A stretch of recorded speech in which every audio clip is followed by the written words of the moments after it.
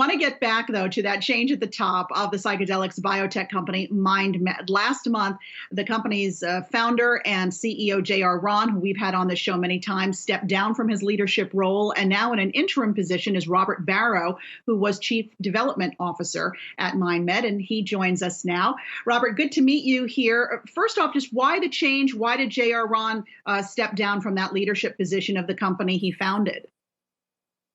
Yeah, I think, first of all, thanks for having me. It's been an exciting time at MindMed, and JR and I were very close and certainly discussed the transition as he was on his way out. I think JR, I think it's commendable. He recognized that the company needed a further evolution and on the next leg of its journey. And he and I had several discussions prior to his departure and felt like this was a natural transition. And we are in that process of doing a permanent search, but really happy with the direction we've taken since the transition was made last month. So then to that point, what is next for MindMed? What is the direction that you're hoping the company takes on now, perhaps under the leadership of a new CEO? Yeah, so regardless of the position, I've been in my position as Chief Development Officer since the beginning of this year, and really at the foundations of our development strategy and our R&D strategy. So regardless of the CEO position, we will continue on that strategy and the direction forward with our clinical development programs. We have 3 clinical studies that we're intending to launch late this year and early next. We've announced a number of other exciting initiatives, including our programs in pain and other CNS disorders. We've been bringing in top talent from industry across the board in all of our leadership positions, and on our scientific advisory board, bringing in leaders in psychiatry and digital medicine like Dr. Maurizio Fava and Peter Bergathon. So we hope to continue progressing our R&D programs and really accelerate what we're doing and leverage all of the great people we have, the great collaborations we have externally, and really drive our development programs forward to be the leader in this space. You have to admit that the space that we're talking about has become a lot more crowded recently.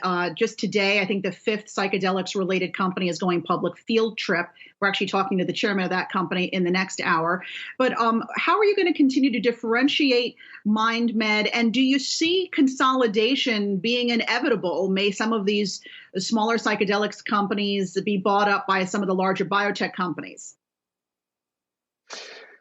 I think it's a great point. There's been a lot of excitement from investors, a lot of excitement from founders of new entrants into the space. Ultimately, the cream's going to rise to the top. And really, the way we approach drug development is as drug developers, as professionals from the pharmaceutical industry. I think there's a lot of storytelling that happens with other organizations that is driving some of that excitement, and that we hope everyone is successful in this space. And I think it's a big world where we can all be successful and benefit patients. But how we're going to differentiate is to continue to take a rigorous scientific and pharmaceutical development approach. So we've, again, bringing in top people, bringing in novel assets. I think if you look at the space and the area of focus of other organizations, psilocybin pops up to the top of the list for almost every psychedelic company. At the moment, we are not studying psilocybin. Our lead assets are LSD and an ibogaine analog called 18MC. So we will continue to look at new programs. We are always looking at opportunities to consolidate the industry and bring in valuable assets that we can accelerate and our teams can bring forward and to market ultimately.